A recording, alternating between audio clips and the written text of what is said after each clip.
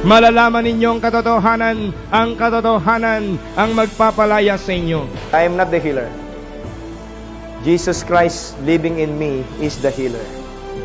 He is the same yesterday, today, and forever. Kung hindi siya magdududa sa kanyang puso, sa halip, bagkos, mananampalataya siya ng sinasabi ng kanyang bibig ay mangyayari. In living in the last days, you have to ensure your eternity. Prepare for eternity.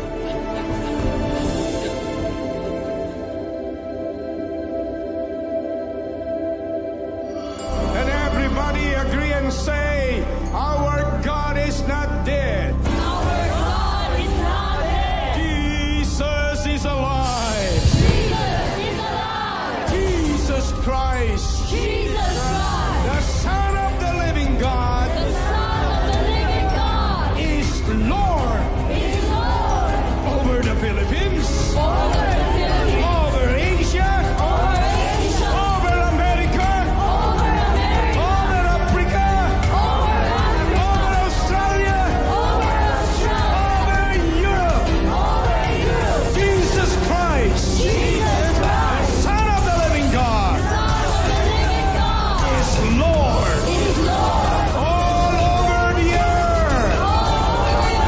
Hallelujah, praise the Lord.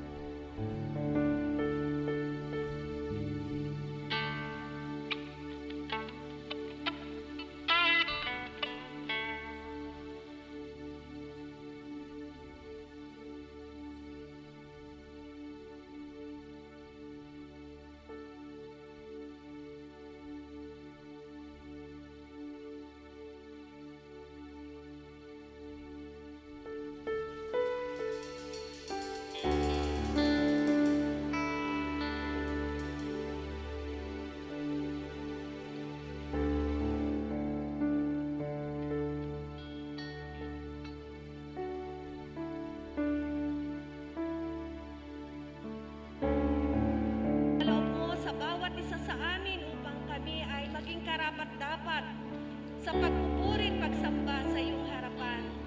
Ama, salamat din po sa pinagkaloob mong oras sa mga taong nanonood ngayon na kasama namin doon po sa online. Lord, ikaw po ang manguna sa gawain nito. Samahan mo po kami, Panginoon, at hayaan mo na ikaw lamang ang aming maitaas sa umagang ito. Ikaw lamang ang aming mapapurihan sa lahat ng pag-iingat, pagpapala mo sa amin sa buong sanlinggo. Ama, hindi sapat ang aming papurit pasasalamat sa oras na ito sa lahat ng kabutihan na ginawa mo sa amin at sa aming buong pamilya. Lord, hayaan mo nga po na kami ay maging karapat-dapat sa umagang ito, na kami ay makapagpurit, makapagpasalamat sa iyo. Hayaan mo nga po na ang aming mga awit, ang aming mga sayaw, ang aming mga palakpak ay maging isang mabangong samyo sa umagang ito. At sa Kanya nagagamitin mo upang ihayag ang iyong salita. Lord, i-anoint mo po ang Kanyang mga labi upang ang lahat ng salita na sasambitin sa umagang ito ay maging kalakasan ng bawat isang makakarinig nito. Ama, ikaw po ang sumama sa amin At pagpalain mo po ang gawain ito at ang lahat ng bahagi ng panambahang ito. I-bless mo nga po, Ama, at i-anoint ito. Ama, sa iyo po ang lahat ng papuri, pagsambat parangal sa pangalan ng makapangyarihang Panginoong Jesus. Ang lahat ay magsabi ng Amen.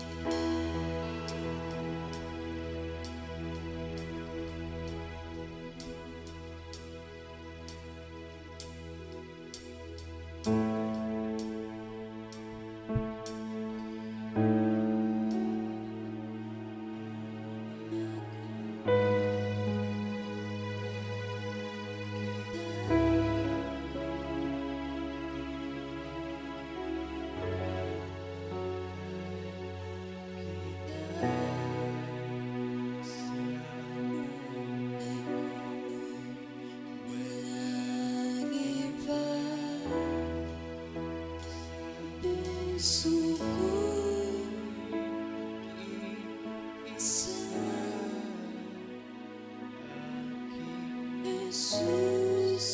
maghari ka,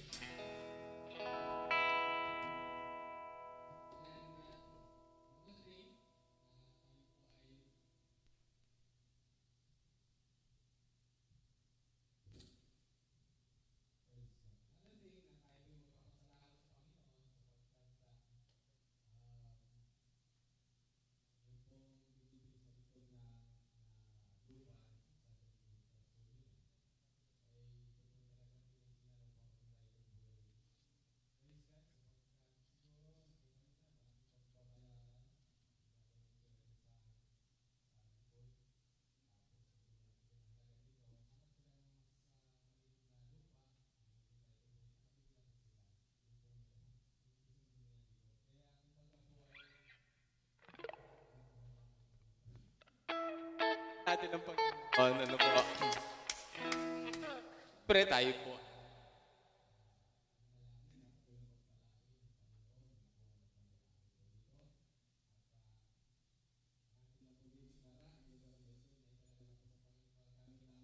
Bayan ng Panginoon.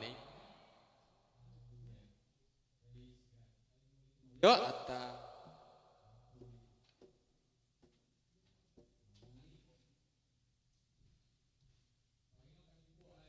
pasalamat sa po, hindi lamang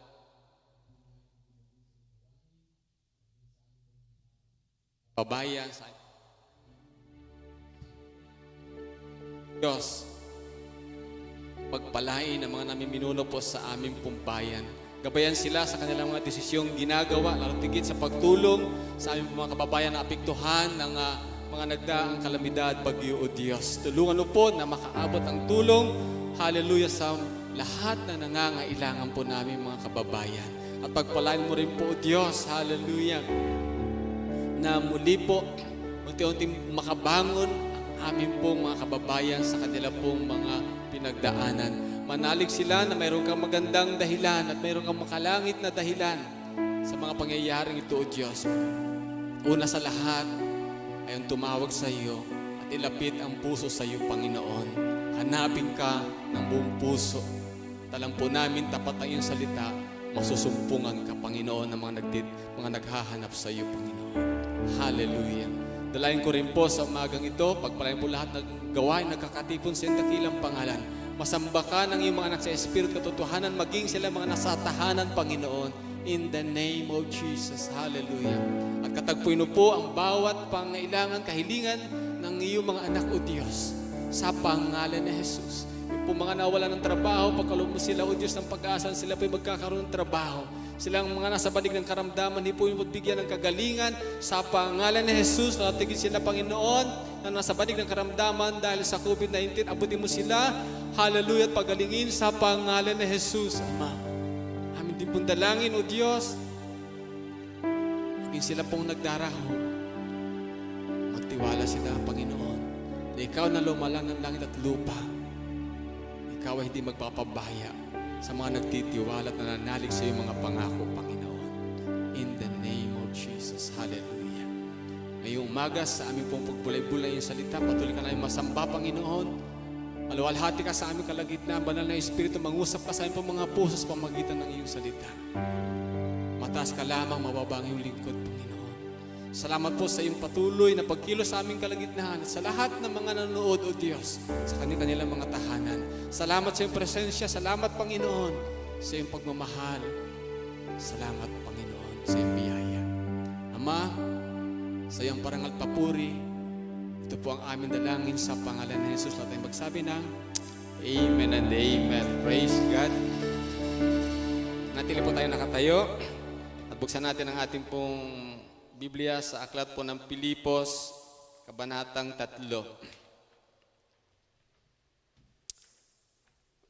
Sundan niyo po ako, babasahin po natin ang buong kapitulo. Sabihin niyo po sa inyong sarili, matagal yata ang preaching ni Pastor ngayon. Ano? Okay. Sundan niyo po ako sa verse 1. Ngayon nga, mga kapatid, magala kayo sa Panginoon. Hindi ako nagsasawang sabihin ito ng paulit-ulit dahil para ito sa kabutihan nyo. Mag-ingat kayo sa mga Hudyo na iginigiit na tuliin ang mga hindi Hudyo. Mga asal hayop sila at gumagawa ng masama, ngunit tayo ang totoong tuli dahil sumasamba tayo sa Diyos sa tulong ng banal na Espiritu at ipinagmamalaki ang ginawa ni Kristo Jesus. Hindi tayo nagtitiwala sa mga panlabas na seremonya o panuntunan para maligtas tayo. Kung sa bagay, mayroon akong maipagmamalaki kung ang pagsunod sa mga seremonya ang pag-uusapan. Kung iniisip ni Numan na may katwiran siyang nagmamalaki sa mga bagay na ito, lalo na ako sapagkat ako'y tinuli noong 8 araw pa lamang ako. Ako'y isang Israelita mula sa lahi ni Benjamin. Kaya kung pagiging tunay na Hudyo ang pag-uusapan, talagang tunay akong Hudyo. At kung pagsunod sa kautusan ng mga Hudyo naman, ang pag-uusapan talagang sinunod ko ito dahil dati akong Parisiyo. Kung tungkol naman sa sigasig ng pagsunod ko sa relihiyon ng mga Hudyo, inusig ko ang iglesia walang maipipintas sa akin pagdating sa pagsunod sa kautusan. Pinapahalagan ko noon ang lahat ng ito, pero itinuturing ko ngayong walang halaga dahil kay Kristo. At hindi lang yaan para sa akin lahat ng mga bagay na walang halaga kung ihahambing sa pagkakilala ko kay Kristo Jesus na aking Panginoon. Tinuturing ko na parang basura ang lahat ng bagay na makamtan ko lang si Kristo at ako na may maging Kanya. Hindi na ako nagtitiwala na maging matuwid sa pamagitan ng pagsunod sa kautusan kundi sa pananampalataya kay Kristo. Ang pagiging matuwid ko ay kaloob sa akin ng Diyos nang sumampalataya ako kay Kristo. Nais ko ngayon na higit pang makilala si Kristo, maranasan ang kapangyarihan na muli niyang pagkabuhay, makabahagi sa mga paghihirap niya at maitulad sa Kanya sa kamatayan niya. Sa ganon, mabubuhay akong muli, hari nawa. Hindi ko sinasabi na kamtang ko na ang lahat o kaya'y naging ganap na ako. Sa halip patuloy akong nagsusumika para makamtan yaon. Dahil ito ang layunin ni Kristo Jesus nang tawagin niya ako. Mga kapatid, hindi ko sinasabing naabot ko na ang ganap na buhay. Ngunit ito ang ginagawa ko ngayon, kinakalimutan ko ang mga nakaraan at pinagsisikapan kong makamtan ang nasa hinaharap. Tulad ng isang manlalaro, nagpapatuloy akong hanggang makamtan ko ang gantimpala na walang iba kundi ang pagtawag sa akin ng Diyos na makapamuhay sa langit sa pamamagitan ni Kristo Jesus. Tayong malalago sa panampalataya ay magkaroon ng ganito rin pag-iisip. Ipapaunawa ito sa inyo ng Diyos. Ang mahalaga ay patuloy nating sundin ang katotohanang natutunan na natin. Mga kapatid, tularan niyo ako at tularan niyo rin ang iba pang namumuhay ng tulad namin sapagkat maraming namuhay na salungat sa aral tungkol sa kamatayan ni Kristo Jesus.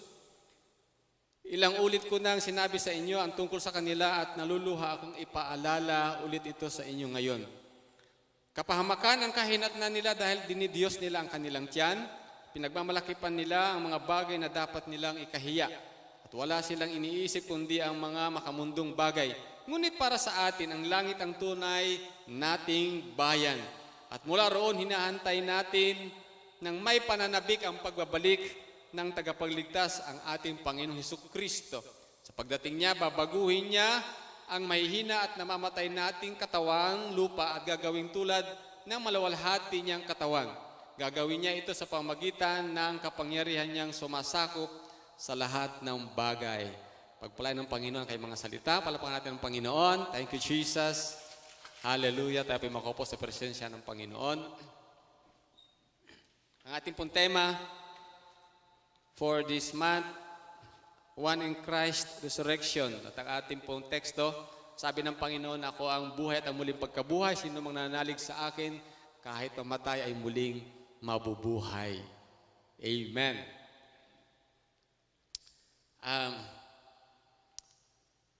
Aking pong pangaral po ngayon, pinamagang kong Looking Heavenward. Pagtanaw, pagtingin, patungo sa kalangitan. Sino dito may probinsya? At gusto nang umuwi sa probinsya? Ako lang. Isa. Sarap pong umuwi sa probinsya eh. At pagka iniisip ko, talagang uwing-uwi na ako eh. No? Doon po sa amin kasi, sa aming isla, napakaganda ang mga dalampasigan. No, pagka kati ang dagat, naninihi po kami. Sinong nakakalam ang ibig sabihin ng sihi?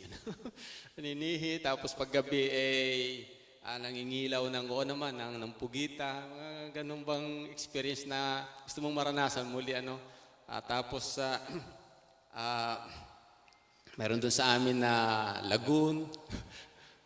Tapos mayroong mga malalaking pader na upangpang na uka ng alon na magandang tanawin na 3 beses.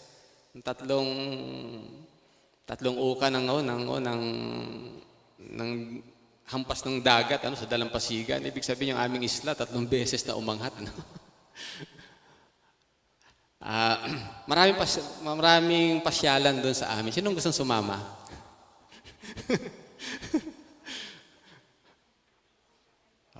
Kahit kayo nasa FB, tas lang ang kamay. By faith. Sabi ng lola ko, kailan ang uwi mo, apo? Yung aking pong lola ay 95 years na. At nananabik na rin po akong makita maging yung aking po mga pinsan na iba hindi ko naman kilala na sa kadamihan na. No? So, sino ditong uwing-uwi na palangit? Kaya sabi ng Biblia, tayo estranghero lamang dito, ang ating tunay na tahanan ay sa langit. Amen? No? Sabi ng Biblia. Pero siyempre, sabi nga ng malakasalatan ay medyo kumbagay anino o parang nasa malabong salamin ang ating kalalagayan sapagkat kumbaga ay gaalikabok lamang yung ating kaalaman tungkol sa Biblia, ang patungkol sa langit. No? Pagdating ng araw, talaga pong higit na mamangha po tayo doon sa ipinahanda sa atin ng Panginoon. Amen? No? Na ang ating lalakaran lantay na ginto, no? Tapos ang mga choir sa langit ay mga laksa-laksang anghel. Tapos dadaling ka sa iba't ibang planeta, sa iba't ibang lugar, sa kalawakan. No? Kaya nakakapanabik na isipin na talaga pong yung inihanda ng Diyos sa atin ay gayon na lamang. At dito po sa aklat ng Pilipos, mayroong ilang bagay po dito na inilagay bilang pagtingin natin doon sa paratingin na ating inaasam. Kasi ang sabi ng Biblia doon sa huling mga talata, sabi ni Apostol Pablo, ngunit verse 20, ang para sa atin, ang langit ang tunay nating bayan. At mula roon, hinihintay natin na may pananabik. Sabi natin pananabik. Na may pananabik ang pagbabalik ng tagapagligtas ng ating Panginoong Hesukristo. Sa pagdating niya, babaguhin niya ang mahihina nating katawang ito. Magkakaroon tayo ng katawang panlangit at magiging maluwalhati ito. Praise God. So habang nandito po tayo, si Apostol Pablo nung sinulat po ito, siya po ay nakakulong dahil sa kanyang panampalataya at pagpangaral ng salita ng Diyos. Gayunpaman, no, hindi niya kinakaya na siya ay alipin at bilanggo kay Kristo Jesus. No. Bagkus ginamit pa nga yung sitwasyong iyaon upang makapagsulat siya ng maraming aklat. No. Dito po sa Bagong Tipan, ang pinakamaraming aklat ay ang aklat po na sinulat ni Apostol Pablo. Karamihan po doon ay naisulat sa bilangguan. Unang-una, tinuturo po dito, habang tayo po ay nag-aantay at tumitingin doon sa ating tunay na tahanan, we must always be joyful in the Lord. Sabi ng verse 1, hindi ako nagsasawang sabihin sa inyo na kayo laging magalak sa Panginoon. Magalak sa Panginoon. Ano man ang sitwasyon ng buhay, kahit nga siya nakabilanggo eh. Sabi niya, magalak tayo sa Panginoon. Yung iba nagagalak dahil may bagong sakyan. Pero yung sakyan, after 3 years, iba ng kulay niyan. Mananalain ka naman ng iba o dili kay bebenta mo naman. Ano? Pagka may pera, kapag wala, pagtsatsagaan mo. Dati-rati, kinukumutan mo, parang nilalagyan ng cover. After 1 year, 2 years, wala na. Pinabayaan mo na lamang, lalo pag nagasgasan na. Yung kaligayahan mo, pansamantala lang. Nagkaroon ka ng lupa't bahay, tuwan-tuwa ka nung magkaroon ka nito. Pero after ilang years, no? Ayaw mo na kasi may edad ka na, ayaw mo na umakyat sa second floor, di ka na makaakyat. Di ba? So may hangganan yung kagalakan dito sa mundong ito, pagdating sa mga material na bagay. Pero pag ikaw ay nasa Panginoon, anumang sitwasyon, anumang mayroon ka, anumang inabot mo antas dito sa mundong ito, ikaw ay mayroong kagalakan sapagkat iyong nakatagpo ang Panginoon. Kaya sabi ng Apostol Pablo, habang inantay natin yung pagbabalik ng Panginoon, lagi kang maging masayahing Kristiyano. Hindi ka dapat nakasimangot. Hello? No? Ano man ang problema, ano man ang pangailangan, no? Magtiwala ka lang sa Panginoon at mapupuspos ka ng kapayapaan, kagalakan. Pangalawa, sabi ng not only that we must be joyful in the Lord, but we must look out for, number 1, for false teachers. Sabi ng verse 2. Mag-ingat kayo sa mga Hudyo. Actually, ang sinasabi niya dito yung mga Hudyo na itinuturo na kailangan maging righteous ang tao sa pamagitan ng seremonya, pagtutuli, pagsunod sa kautusan. Kasi yun ang batas ni Moises. Ano po? Yung mga taga-Pilipo, sila po hindi mga Hudyo, kundi sila po yung mga hintil. Gaya natin mga Pilipino, hintil ang tawag sa atin dahil hindi tayo mga Hudyo. At ang ating katuwiran ay sa pamamagitan ng ating pananalig kay Kristo Jesus. Ikaw ay naging matuwid, ikaw ay pinawalang sala dahil sa iyong pananalig kay Kristo Jesus. Na habang tayo nag-aantay sa pagbabalik ng Panginoon, kailangan maging mapagbantay tayo sa mga maling aral, hindi lamang sa mga aral na kagaya nito, no? Kundi anumang aral na marahil ay nabubuksan natin sa YouTube, no? Pagka mayroon kang katanungan sa mga bagay na spiritual, pumunta ka sa elders ng church, pumunta ka sa pastor, ano bang sinasabi ng preacher na ito, parang salungat sa ating pananampalataya. No? Huwag ka agad maniwala. Bagkos, pwede ka personal lumapit sa Panginoon sapagkat ang Holy Spirit gagabayan ka sa lahat ng katotohanan.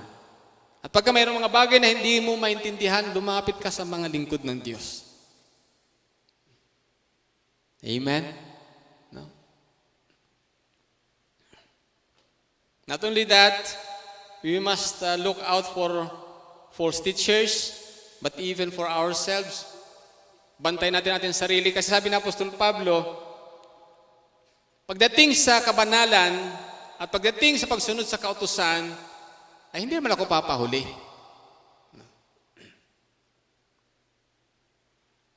Kung ako'y magmamalaki, meron ako'y pagmamalaki. Ako'y Hudyo, ako'y Parasiyo, ako'y galing sa lahi ng Israelita, sa lahi ni Benjamin.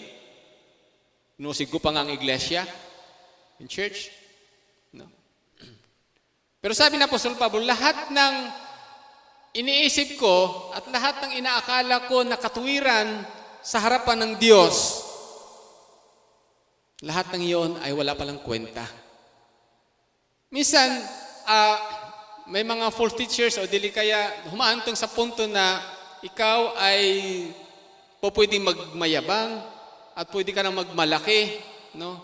Hanggang sa maging puhunan mo na ikaw ay katanggap-tanggap sa Panginoon na. Kasi ang dami mong ginawa. Ang dami mong naibigay na tulong sa church. Mahusay kang gumawa ng pinapagawa sa iyo. Baka dumating sa punto na yun ang magiging puhunan mo para ikaw ay tanggapin ng Diyos. Sabi ni Apostol Pablo, hindi. Kasi kung pagdating sa pagsunod at pagmamahal sa Diyos, ginawa ko yan. Pero yung pala ay mali sapagkat ang kabanalan, katuwiran, at ang pagtanggap ng Diyos sa tao ay nangyayari lamang pag isunuko niya ang kanyang buhay at manalig siya kay Kristo Jesus. Amen? No? Kaya, bantayan din na ng ating sarili. No? Baka dumarating tayo sa punto na kaya ako'y tatanggapin sa langit kasi ang dami ko nang nagawa. Ang dami ko nang naitulong sa kapwa, naitulong sa church. Hindi po yun daan ng kaligtasan. No? Si Jesucristo lamang ang daan. Amen? Ang kanyang ginawa doon sa cross. Palapakan natin ang Panginoon. Yan po yung nasa verse 3 hanggang verse 6. Not only that we must always be joyful in the Lord and look out for false teachers and even for our self-righteousness. Kailangan bantayan natin, baka tayo nagmamalaki na. Verse 7 and 9, we must give the highest importance of knowing Christ. Sabi ng verse 7, pinapahalagan ko noon ang lahat ng ito, yung kanyang pagiging Hudyo at pagiging righteous through the law. Pero sabi niya, lahat pala yun ay mali. Kasi nga, si Kristo Jesus ang katapusan ng kautusan. Ayun, nakilala niya ang Panginoon, sabi niya, pero itinuturing ko ngayong walang halaga dahil kay Kristo at hindi lang iyaan para sa akin ang lahat ng bagay walang halaga kung iahambing sa pagkilala ko kay Kristo Jesus na aking Panginoon. Itinuturing ko na parang basura ang lahat ng bagay na nakamtang ko Makamtan ko lang si Kristo at ako na may maging Kanya. Hindi na ako nagtitiwala na maging matuwid sa pamagitan ng pagsunod sa kautusan, kundi sa pananampalataya kay Kristo. Ang pagiging matuwid ko ay kaloob sa akin ng Diyos nang sumampalataya ako kay Kristo. Gaano mo pinapahalagahan ang iyong pagkakilala kay Kristo? Well, nakilala natin ang Panginoon. Siyempre, mula pa sa bata, namamasko na ho tayo. Nagbabahay-bahay tayo. Pasko po. Talagang mayroon, Pasko ngayon eh. Pati nga mahal na araw may namamasko eh. Sabi ko nung minsan may namasko sa amin, bakit naman hindi pa kaaga-aga naman, hindi pa naman December, Pasko ng pagkabuhay. May namamasko, Pasko ng pagkabuhay. Historically, alam natin yung pangyayari sa kapanganakan hanggang sa kamatayan, hanggang muling pagkabuhay ng ating Panginoon. No? At maraming tao ang alam ang mga bagay na yaon. Pero yung magkaroon ng personal na relasyon sa Panginoon, yun ang problema. No? Praise God, sapagkat sa pamagitan niya na tumawag sa atin na pag-unawa natin, ito ang kailangan natin sa mundong ito. Ang tunay na relasyon kay Kristo Jesus, hindi relihiyon. Amen? Pero gaano natin pinapahalagahan yun? No? Kasi kailangan binibigyan natin ng mataas na pasasalamat ang Diyos. Lord, salamat sapagkat pinili mo ako. Salamat sapagkat tinawag mo ako. Salamat sapagkat nakilala kita. Salamat sapagkat ako'y na-born again sa pamagitan ng iyong salita. Salamat, Panginoon. Kasi kung hindi nangyari yaon, ang ating lakad tungo sa kapahamakan sa impyerno. Kaya nga sabi ng Apostol Pablo, mayroon akong ipagmamalaki pero itinuturing kong basura lahat ng yaon. Kasi ang pinakamahalaga, ang pagkakilala ko kay Kristo. Amen? No? Habang tayo tumitingin sa muling pagbabalik ng Panginoon, ating pong bigyan ng mataas na importansya ang ating pong relasyon sa Panginoon. Mga kapatid, maraming kaagaw po sa mundong ito. Minsan yung ating pong relasyon sa Panginoon ay inuuga, minsan po ay niyayanig, niyuyugyug.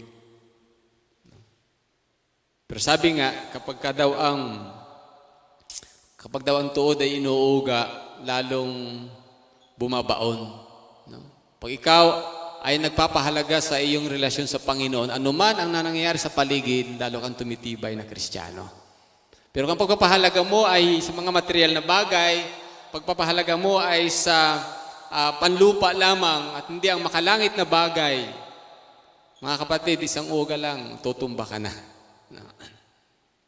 Kaya, give your highest importance of knowing Christ. Number 4 na ba tayo? So, we must always be joyful in the Lord. Look out for false teachers and for self-righteousness. Give the highest importance of knowing Christ. Number 4, you must level up your Christian walk. Level up. Iangat ang antas ng iyong pamumuhay Kristiyano. Now, doon sa mga sunod ng mga talata, sabi ni Apostol Pablo doon sa verse 9, nais ko ngayon na higit pang makilala si Kristo. Akala ko ba'y nakilala niya ng Panginoon? Si Apostol Pablo, ang dami nang binuksang gawain, daming pinagaling, bumuhay ng patay. Pero nandito pa rin yung desire niya, gusto ko pang makilala ng lubos si Kristo. Hanggat nandito po tayo sa mundong ito, marami po tayong dapat maranasan sa ating Panginoon. Hindi pa ho tapos ang Diyos sa atin. Hello? No? Desire to know Christ more and more. Letter A. How to level up our Christian walk. Desire to know Christ more and more. No? Huwag kang makontento sa ilang bersikulo, ilang ang Bible stories, Bible characters. No? Patuloy kang mag-aral, magbasa, magsaulo, no? Makinig ng salita ng Panginoon sapagkat ito ay nagpapataas ng antas ng ating pananampalataya at pagkakilala sa Panginoon. Si Apostol Pablo nga, sabi niya, alam niya ang kautusan. Ibig sabihin, master niya halos ang Old Testament.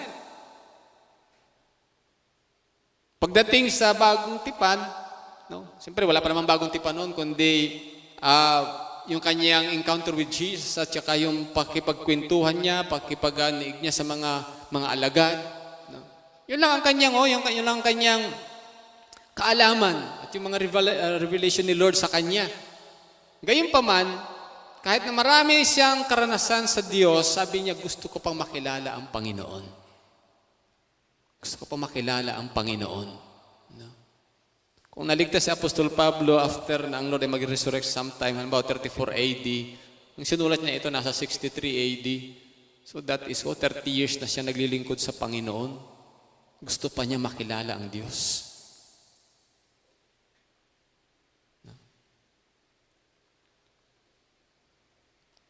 Letter B, no.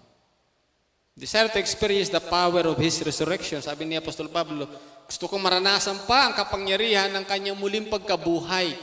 Now, si Jesus ang nagsabi, gibain niyo ang templong ito at kita tayo sa loob ng 3 araw at ang tinutukoy niya ay ang kanyang katawan. Hindi siya maintindihan ng mga Parisiyo. Aba, katagal-tagal lang tinayo itong templong ito. Tapos gigibain, tapos tatayo mo na 3 araw, ikaw kayo nasisiraan ng ulo. Pero tinutukoy ng Panginoon, yung kanyang sarili, yung kanyang katawan, no? Mamamatay, ililibing mo 3 araw ay muling mabubuhay. Mabubuhay. No? May mga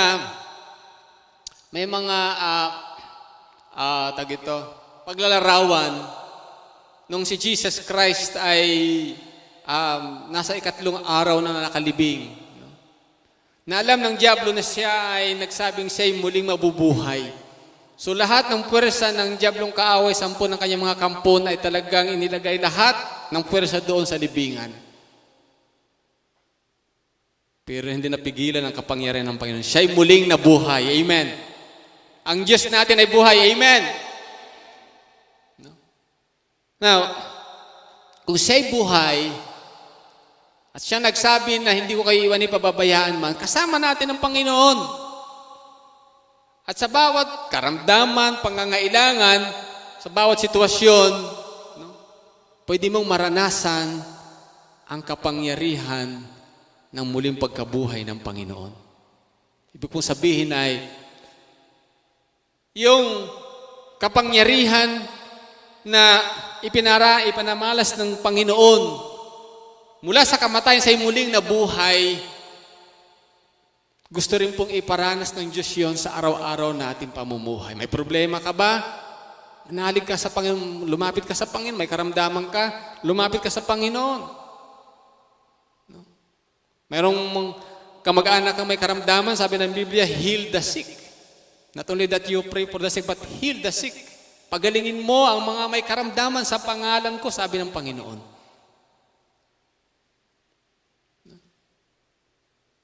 Namimighati, may problema, ipanalangin mo, magkakaroon niya ng kapayapaan. May kapangyarihan ang Diyos na ipinaparanas at ipinapakita sa mga nanalig sa Kanya. Kaya sabi ng Apostol Pablo, gusto ko pang maranasan. No? 3 beses siya na palangoy-langoy sa dagat dahil yung kanilang sinasakyan ay lumubog o nabagsak. Dahil sa pagsunod niya sa Panginoon. Pero gusto niya pa rin maranasan yun. Yung mga ganun pag-iingat ng Panginoon. No? Hinahanting siya ng mga Hudyo. No?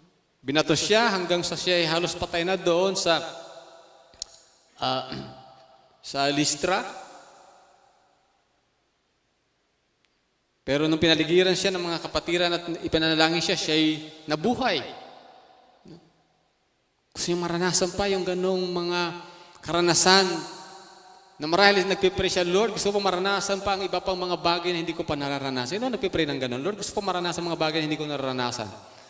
Sa iyong pangalan. No? Minsan, laging karanasan natin,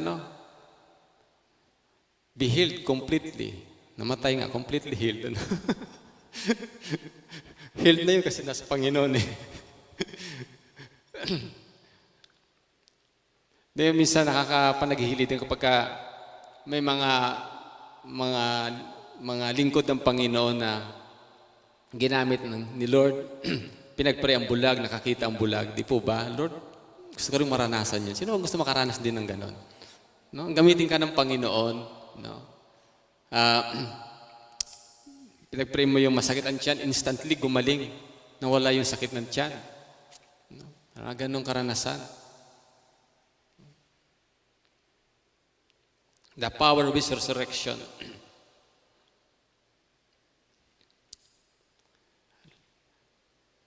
So desire to know Christ more and more, desire to experience the power of His resurrection, and letter C, be willing to suffer for Christ.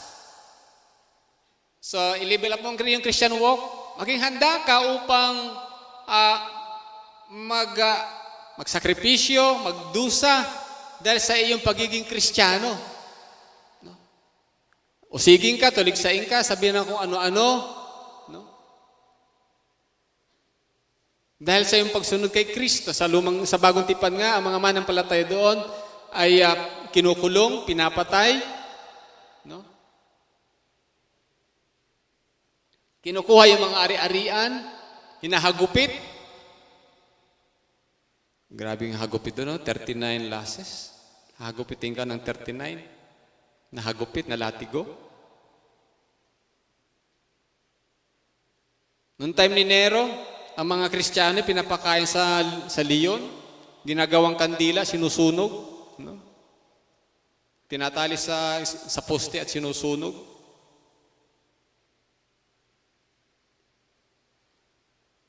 Ganun po ang mga pinagdaanan ng mga Kristiyano. May mga Kristiyano pong hanggang ngayon po ay tago ng tago dahil sa kanila pong sitwasyon na sila po ay inuusig ng gobyerno.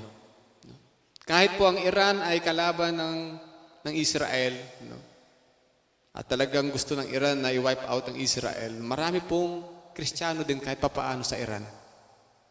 At sila po ay nakakaranas ng napakahirap na sitwasyon. Kahit sa China. Kaya nga, minsan pag sinasabi natin, tayo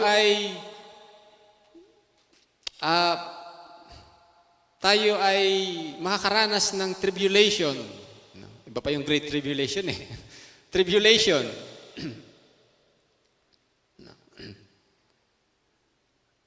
Sa mga kapatid po natin na latugit sa mga komunistang bansa, sabi niya, matagal na ho kami nagdaranas ng tribulation. Baka nga itong Great Tribulation na eh. Kaya mapalad po tayo dito sa ating bansa. Malaya tayo na naglilingkod sa Panginoon. Malaya tayo na nakakapanambahan kahit papaano. Pero, handa ka ba na mag-suffer dahil kay Kristo? Hello? Ha? Handa ka ba na magdusa dahil sa iyong pagsunod kay Kristo? Dito sa atin, maliit lang yun, yung ikaw ay pagkakwentuhan ng kung ano-ano, hindi ka nababatiin dahil ikaw ay nag-born again, ano pa, kung anong mga sinasabi sa pag ikaw nakatalikod, napakalit na bagay lang ho yun. Hello? Hindi pa ho yung tunay na suffering for Christ. Diba, nasa office ka, nalaman kang ikaw ay born again, di ka nakikisama sa kanilang mga gawain hindi naman kalooban ng Panginoon. No? So mag-isa ka na lang, wala kang kaibigan. Ayaw mo naman na ganoon, pero yun ang hinihingi ng pagkakataon, ikaw ay um, parang cash out ka, hindi ka kasama sa grupo, wala kang magawa. Suffering na ba talaga yon? At para lang maging maayos ang lahat ay makikisama ka sa makamundong gawain ng iyong mga kabarkada at kaibigan.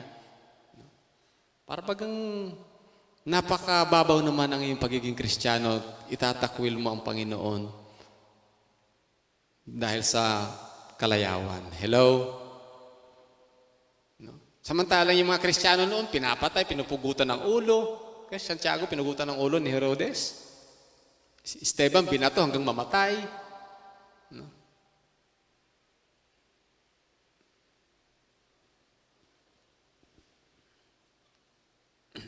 Isa nga nag-uusap kaming mag-asawa, what if? No? Kasi tayo po ay nasa last days na huling mga araw na po tayo, and we are looking for the coming of the Lord. Amen? No? At iba't iba po ang mga theology teachings about the end times. No? Especially yung rapture of the church, may niwala sa pre-trib na yun po ang ating pong ating gustong mangyari, na bago ang Great Tribulation ay kuhain tayo ng Panginoon. Amen? Pero mayroon din po mga manampalataya, mga Bible scholar, mga kilala ding mga writer na naniniwala sa mid-trib, at mayroon din po post-trib. What if ang church pumasok, hinayaan ng Lord na pumasok sa Great Tribulation?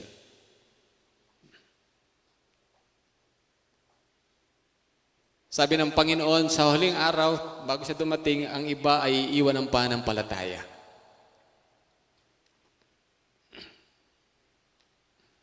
Iiwan ang pananampalataya.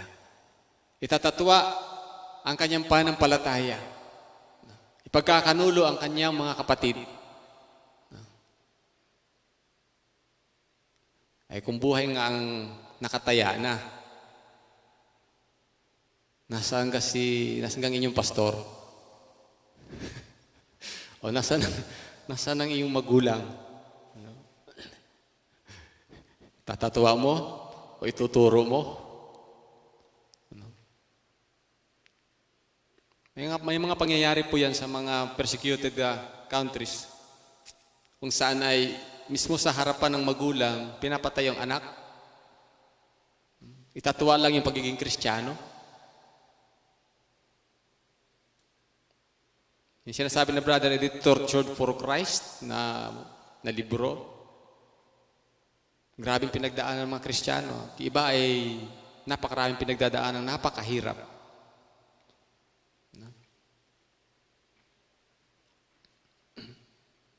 Kaya minsan nakakalungkot na napakalaya, napakaluwag yung ating sitwasyon dito sa ating bansa. Pero yung pagsunod sa Panginoon, no, hindi nagle-level up. Hindi nagsisigasig sa paglilingkod sa Panginoon. Minsan di mo nakikita nga sa comment section, ano? Hindi nga nakasimba, di mo nakikita sa comment section. No? Kasi sino naman ang load para sa linggo? Hello? No? Hindi ka na mamasahe, nasa bahay ka na nga lang. Yung pamamasahe mo, bili mo na ng load, tapos manood ka sa FB Live ng mga Christian churches, di ba? Sa GIL Sampaga. No? Kung hindi mo mapanood live, hindi pwede mo buksan sa mga sunod na mga oras dahil kung ikaw ay mayroong importanteng ginagawa. We must be willing to suffer for Christ.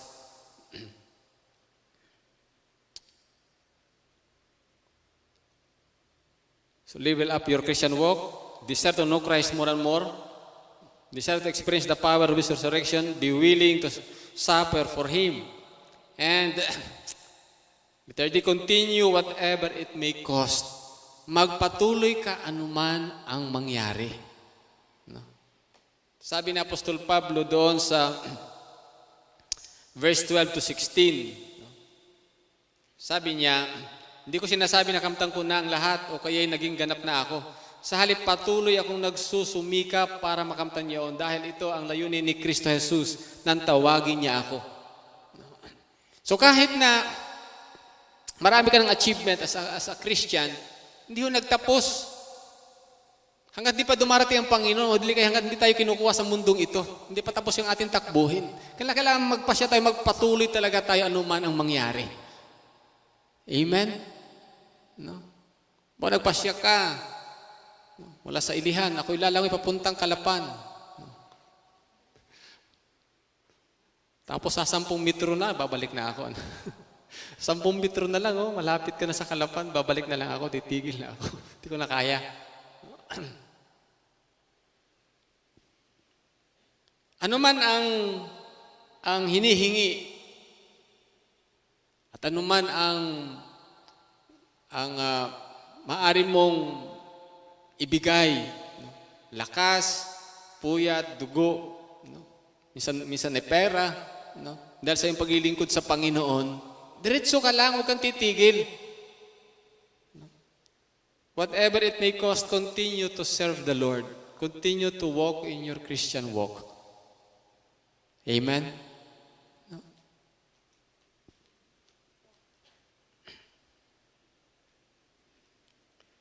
17 and 19. Letter E, follow the faithfuls. Sundin po ninyo, tularan po ninyo yung mga matatapat. Sabi ni Apostol Pablo, mga kapatid, tularan niyo ako at tularan niyo rin yung iba pang namumuhay ng tulad namin. Sapagkat marami namumuhay na salungat sa aral tungkol sa kamatayan ni Kristo sa krus. Ilang ulit ko nang sinabi ito sa inyo, ang tungkol sa kanila at naluha akong ipalala ulit sa inyo ngayon.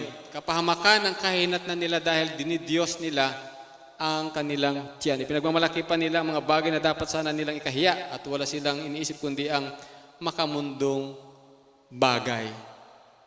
Sabi ni Apostol Pablo,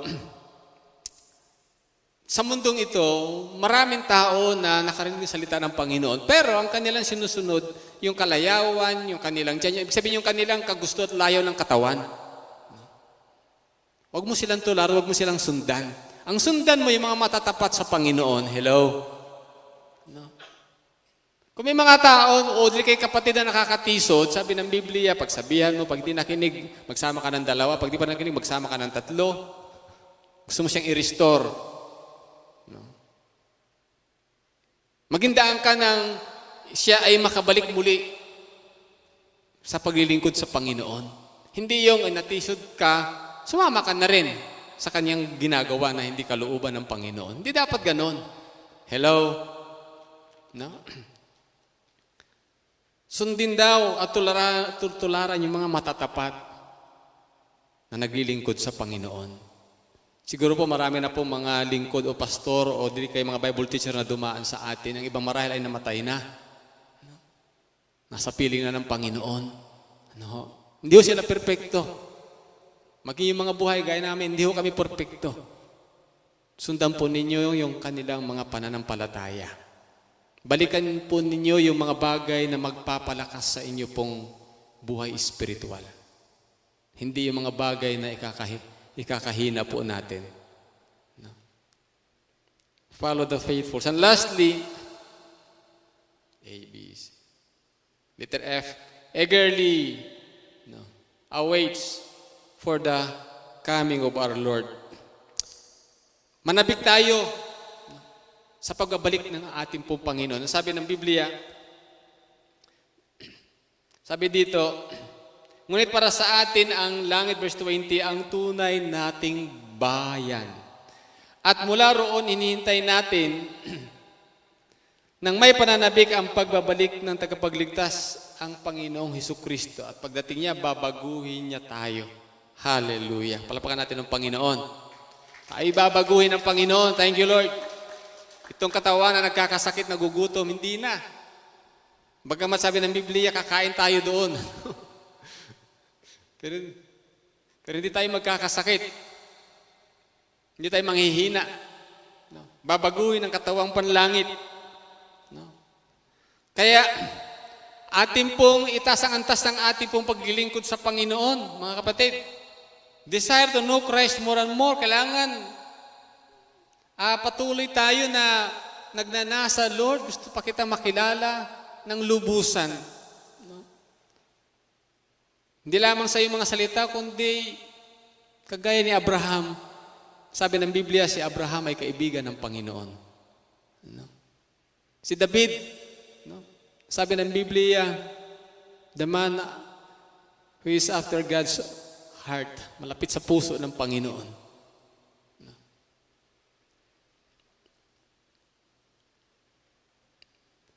Desire to experience His resurrection power and be willing to suffer for Christ. Ano man ang mangyari, diretso tayo. Continue whatever it may cost, follow the faithful, and eagerly awaits for His return. Mga kapatid, maraming mga pwedeng planuhin sa mundong ito. Hindi naman po masamang magplano, hindi po masamang mangarap, hindi naman masamang ilista yung ating mga ninanais sa buhay. No. Gayunpaman, bilang mga mananampalataya, lagi po tayong nakatingala doon sa tunay na bayan natin sa piling ng Panginoon. Parang ganito, no, halimbawa, hindi ka pa nakarating ng Baguio City at narinig mo lang, ganito, narinig mo lang. Anong paghahanda ang gagawin mo ngayon kayo papunta ng Baguio City? Di ba? Siguro dahil mo dalang pera, ano? mamimili ka ng igorot. Hindi.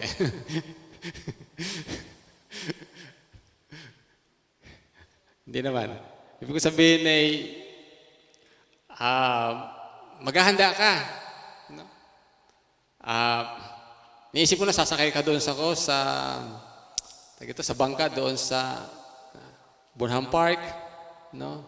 Magdadala ka ng telescope para doon sa Mines View, no?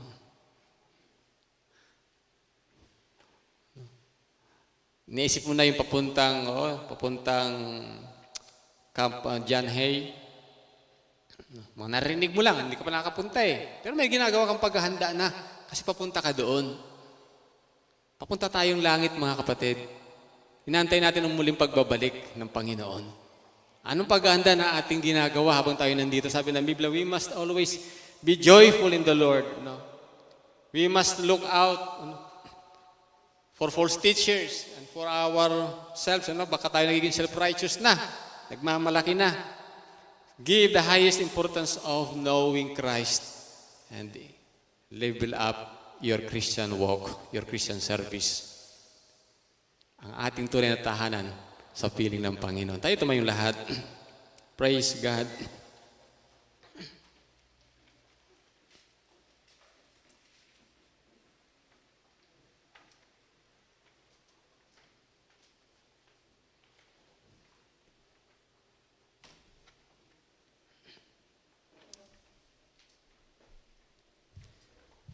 Marami daw naging pakinabang itong pandemic na ito. Ang mga tao ay natutong magtipid at mamuhay ng simple. No? Yung dating hindi kumakain ng bulanglang ay kumakain ng bulanglang ngayon. Siguro sa ibang mga mayayaman, sa atin dito, sarap na sarap tayo dun. No? Tapos yung gala ng gala at walang panahon sa pamilya, nagkaroon ng panahon sa pamilya, tapos nabawasan yung usok ng daigdig dahil sa daming factory, sa daming sasakyan. Ano? So, marami din kapakinabangan. Sabi ng isa pa doon daw, medyo nabawasan ang tao sa mundo.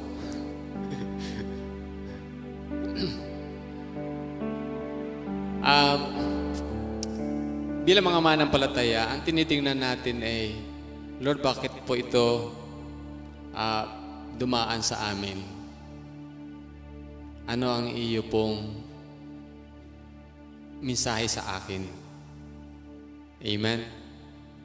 Lagi natin sinasabi na ito ay isang pagkilos ng Diyos upang muli magnilay-nilay ang tao, lalo tigit ang mananampalataya na tunay nga hawak ng Diyos at mula sa Diyos ang lahat ng bagay. Sabi ng ating Pangulo, talagang kailangan natin ng tulong sa Diyos.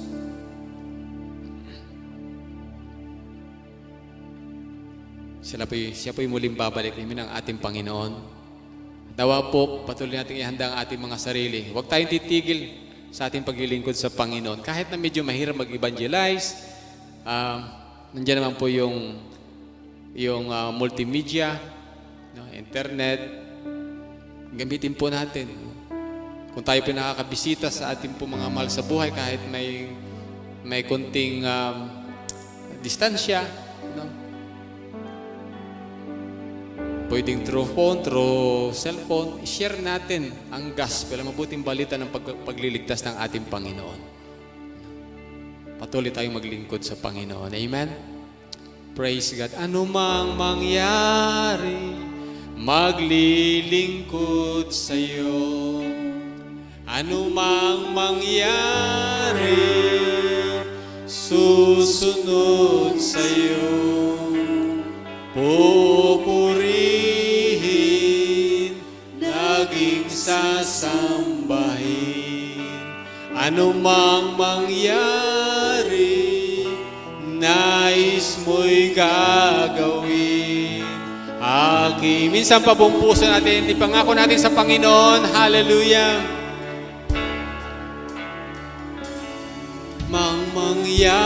Maglilingkod sa iyo, maglilingkod sa iyo. Ano mang mangyari, susunod sa iyo, Panginoon. Hallelujah. Susunod sa iyo, pupurihin, laging sasambahin. Ano mang mangyari, nais mo'y gagawin. For the last time, with all our hearts, sing it prayerfully to Him, Lord. Hallelujah. Mangyari, maglilingkod sa iyo. Ano mang mangyari, susunod sa iyo. Pupurihin, laging sasambahin. Ano mang mangyari, nais mo'y gagawin, aking Panginoon. Panginoon, ito po ang aming pong pangako. Ano man ang mangyari, kami maglilingkod at susunod sa iyo. Hallelujah. Hallelujah, Jesus. Kami po'y nanliliit, Panginoon, sa buhay ni Apostol Pablo na marami na pong pinagdaanan sa kanyang paglilingkod sa iyo. Gayunpaman siya po ay galak na sumusunod sa iyo.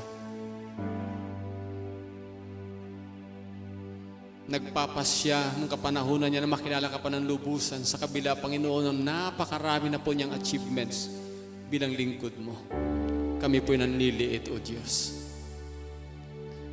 Kaya po, ito rin po ang aming pong pagpapasya.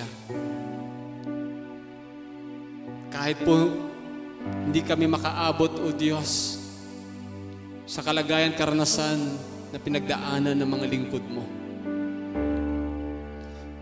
Pero buo ang aming pong puso na anuman ang mangyari, kami po'y maglilingkod sa iyo at susunod sa iyo, Panginoon. Hallelujah. Sapagkat kami, O Diyos, ay tumitingin sa hinaharap. Sa mundong ito hindi ang aming tunay na tahanan, kundi ang aming tunay na tahanan ay sa piling mo, Panginoon. Lord, ang aking pundalangin, patuloy mong pagpalain ang buhay espiritual ng bawat sa amin. Abutin mo po, O Diyos, silang mga nasa kalagayang panlalamig ng kanilang paglilingkod. Abutin mo po, O Diyos, ang kanilang mga puso. Muli po, Panginoon, ipaalam po sa kanila. ipaalala po sa amin ang alab ng aming paglilingkod nung una. Ang aming ginawang pagpapasya na kami maglilingkod susunod sa iyo anuman ang mangyari. Sa oras na ito, O Diyos, hallelujah, sa pangalan ni Jesus.